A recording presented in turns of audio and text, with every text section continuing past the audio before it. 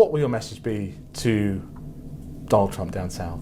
Well, it will be the same message that I've given him directly and I've been saying publicly, which is that we're two sovereign nations. There is a partnership to be had, an economic and security partnership to be had. It's going to be a very different one than we've had in the past.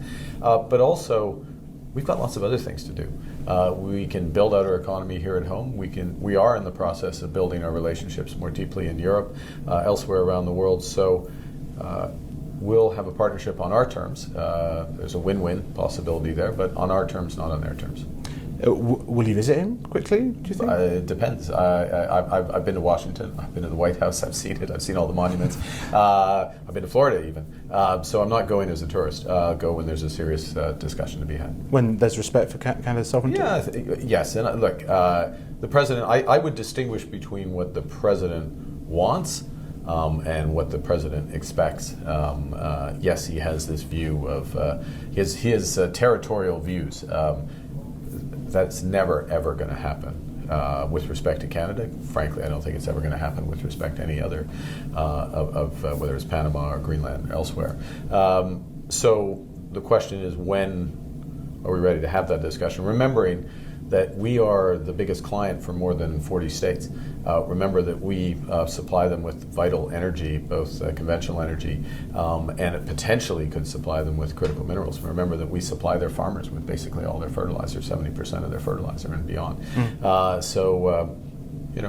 We deserve respect, we expect respect, and I'm sure we'll get it in due course again, and then we can have these discussions.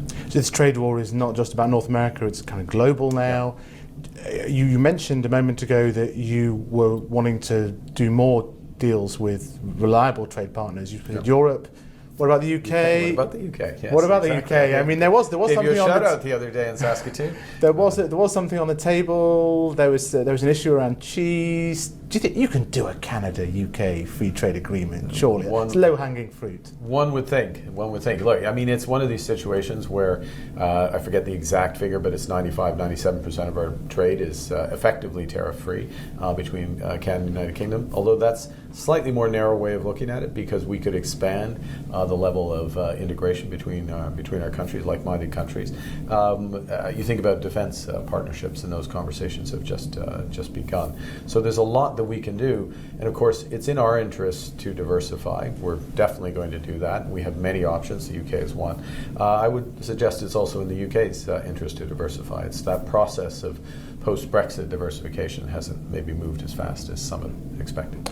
There's a G7 summit due in just a few weeks' time. That sorts of coincides with the 90-day deadline on the reciprocal tariffs. It makes it perhaps the most important G7 summit. I think sorry, Faisal. I think it is a very important summit, because you have what you just mentioned. You have the NATO summit, which comes within a week, 10 days afterwards. But you also have the kaleidoscope, if you will, has been shaken in terms of the international trade arrangements. Countries are getting used to the uncertainty, and the question is, well, what are we going to put back together? What is going to settle? Particularly amongst like-minded countries. The G7 are supposed to be the most like-minded of like-minded countries. We're going to put that to the test and look to move forward. Plus, if I may add, President Zelensky will be there for part of it, and again, a situation that is coming to a head. Here in Canada, of course. Here in Canada, here in Alberta, Kananaskis, you're welcome to come back. It's beautiful. That time here is fantastic. It is actually fantastic. And then we flew over it. Just one last question. Central bankers. Yes. There's jobs, there's careers after leading central banks. There's careers after journalism. It's amazing.